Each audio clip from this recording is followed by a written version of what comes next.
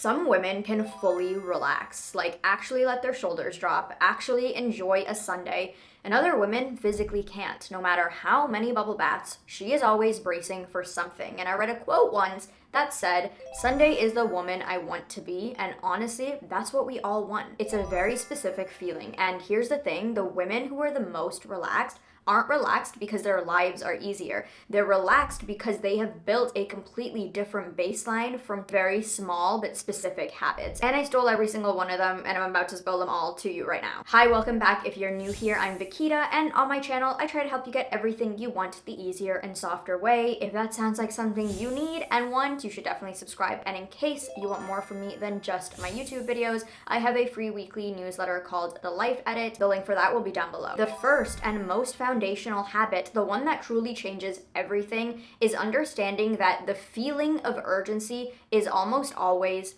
optional. So many of us are walking around living in a state of self-imposed emergency. Hear me again when I say that. You are walking around the world in a state of self-imposed emergency because we truly believe that everything we're doing at any moment of the day is so urgent and it's life or death. But the most relaxed women have completely unsubscribed from that entire belief system, myself included. They've created this tiny buffer of space between the demand, so the thing that is being asked of them, the task, and their reaction. And that buffer, my friend, is simply asking the question of how relaxed can I be while I do this versus how fast can I get this done so I can just be done with it. One comes from a regulated baseline and the other comes from a dysregulated baseline. And knowing the difference is huge. And this mindset can be forgotten and lost on us when life gets in the way. But in bringing yourself back to that question will simply remind you to really think, is this truly an emergency that requires my urgent behavior? Or is this something that I can simply relax while I do and get done? You can then clearly see that the feeling of urgency is simply just that, a feeling. It is not a fact. Before we get into the rest of the habits, today's video is sponsored by Anima Mundi, and I just love them so much because if you didn't know this about me, I am obsessed with all things herbs and holistic health. This brand specifically is so special. They're a female and by POC owned apothecary founded by a Costa Rican herbalist named Adriana Ayales. And every single product is made with organic, wild-crafted, and sustainably harvested plants, which means no fillers, no additives, no binders, just no weird ingredients. Throughout this video, I'm gonna be sharing 3 of my most loved products that I use as part of my regulation practices and just to really deepen this relaxed woman energy. They're part of my everyday rituals and they are staples in that ritual. If you want to add any of the herbs I'm using to deepen my regulation practices, you can do so. Click the link in the description or use my code. Oh, and also they have 2 in-person apothecaries, one in Brooklyn, New York and one in Venice Beach, California. I think if you live there, go check them out. If I did, I would be there. And this first habit directly feeds into the second habit, which is stop performing busy. Think about how many times someone has asked you how you are and your reply has been, "I'm so busy." And here's the thing, we have been taught that "I'm so busy" as an answer is a good thing. A woman that is busy is a good woman. If you are not the most worn down, disheveled, haggard looking version of yourself, you're not doing enough. So we're all trying to get more busy. What can we do? Where can we fill up space? Where do I have free time that could be used to do something productive? And what I've noticed as I've gotten older, "I'm so busy" is not ambition in the way that you think it is. You think that the more packed your schedule is, the more you are hustling and getting after life and you have a purpose. Spoiler alert, it's not. "I'm so busy" is just a nervous system response. You are simply just stuck in a sense of urgency. And you've been stuck there for so long that you think it's your personality. So you hustle, you grind, you think you're just so ambitious, but you're not actually busy. You just think you are busy. You just have this feeling of constant busyness, like you don't have enough time in the day, and all these things that are actually very basic and don't require so much urgency and attention can truly be done in a very relaxed way because you are so used to that feeling of, "Oh my God, I'm so busy, I'm so busy." The amount of times you tell yourself you are so busy, you start to believe it, and believe it or not, your brain will go to work to make sure that you don't have enough time, constantly making you feel like you are behind and you have to catch up. And even if you got more hours in the day, you would probably find something to fill those hours with that would then keep you in the loop of, "Oh my God, god, I need more hours in the day. So you have the choice right now to drop this entirely and adopt my way of living, which is monotasking, not multitasking, monotasking, where you truly just laser in specifically on one thing at a time, give it your full attention. You just finish one task and then you move on to another. And while you're doing that task, you are not thinking about the other things that you have to do. And then what I like to do is sip on Blue Lotus flower tea while I'm monotasking to literally guide my body into relaxation. This tea is known for nervous system support, so it's always in rotation. And this might be the most countercultural thing you do as a woman in today's society, where people are profiting off of women constantly feeling behind and needing to catch up to their own life.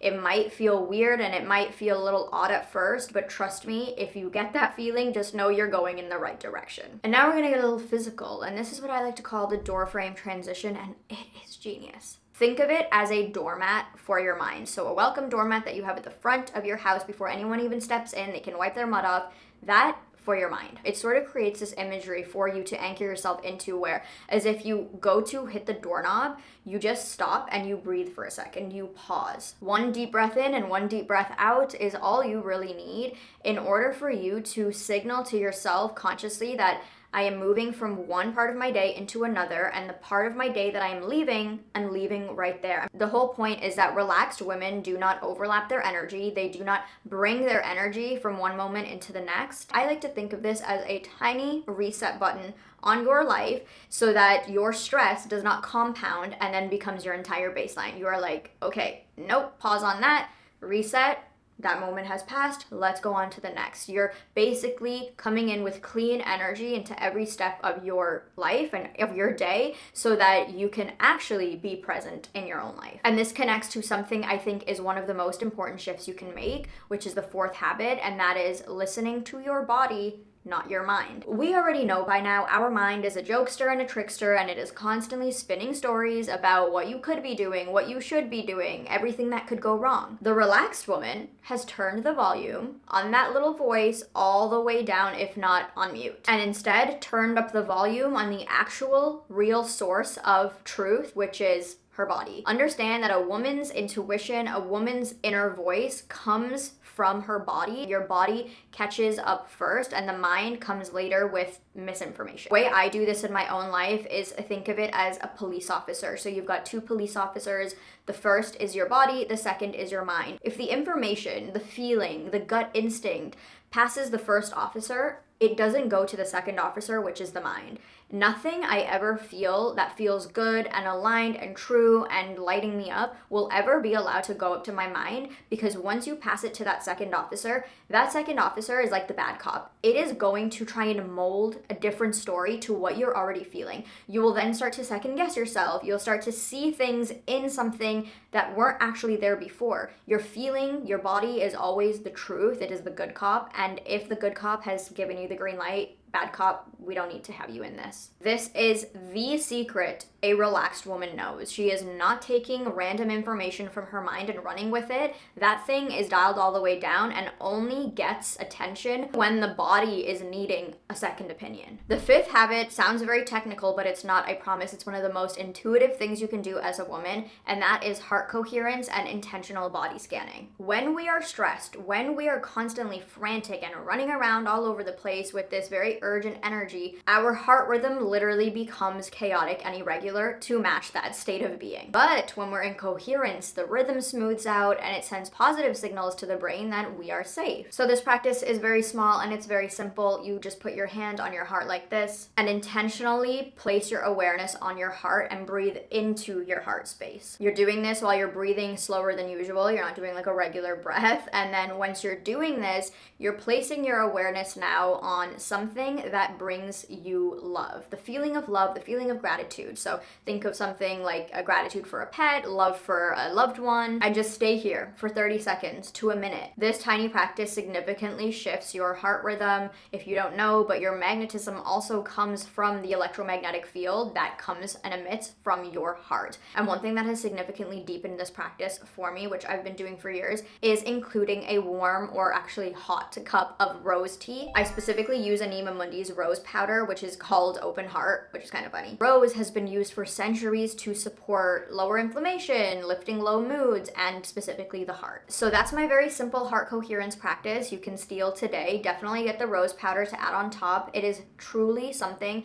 that just makes you feel a lot more embodied as a woman and just open that feminine energy channel up. All of that just helps increase your connection to self and to others, and you will be the most magnetic version of yourself. I can guarantee that. The sixth habit exists to anchor all of this into place. It is your daily morning practice. I call it morning magic because that just sounds fun and cute, but this has truly transformed my life. The non-negotiable for every relaxed woman who just seems to float through life is having a 30 to 60 minute morning routine that you protect with your entire life. Your baseline begins in the morning and ends at night, which we'll get into. The return on that investment of investing every single morning into yourself for 30 to 60 minutes in 3 different ways, which I'll get into, is going to be the most relaxed, magnetic, and settled version of yourself. It is born in that place. And from that place, magic genuinely starts to occur in your life. Everything gets easier. So to build your own, you can follow my 3-step framework, which is what I do: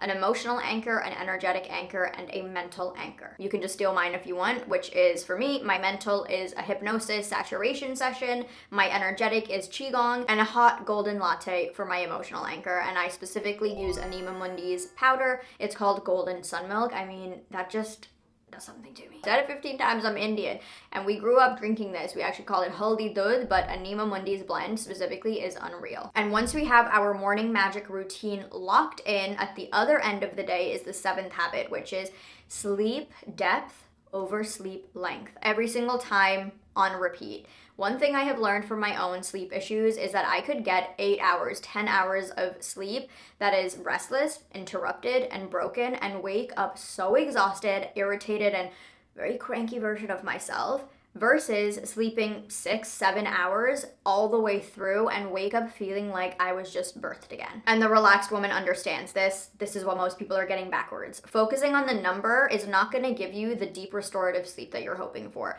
Focusing instead on actually the quality of your sleep, the depth that you are sleeping, is the most important thing. So for me, throughout this whole sleep journey that I've been on, because I always have a little bit of insomnia here and there, I've nailed it down to 3 things that I need every single night to have the best sleep of my life. Number 1 is sending a very clear signal to my body that it is time to sleep, we are done with the day, and that comes down to red light therapy. And specifically, while my red light therapy is happening, I'm reading. It's something very light, it's fiction, it's not cognitively disturbing. Number 2 is I sip on Anima Mundi's blue lotus flower. It basically just guides your body into a deeper sleep. And the third, you're gonna think I'm weird, but I promise you it works, and that is 1 tablespoon of raw peanut butter before bed. And from what I understand in my own research from why that works is because your blood sugar doesn't crash in the middle of the night, and the reason why sometimes you wake up late at night is because there's something that has happened in the body where it like signals your body to wake up. I don't know, I'm not a scientist, I'm not a nutritionist. So your morning routine and your evening routine almost act as like bookends for your relaxed baseline that holds that entire baseline together. So now you have the 8 habits of women who just move through life in the most relaxed way. You can now implement it for your own life. And if you want to learn the real secret to healing your feminine energy and really allowing yourself to be relaxed, to be soft, you're gonna want to check out this video next. I will leave you and love you with that one. Maybe I'll see you over there. If not, I will see you in my next one.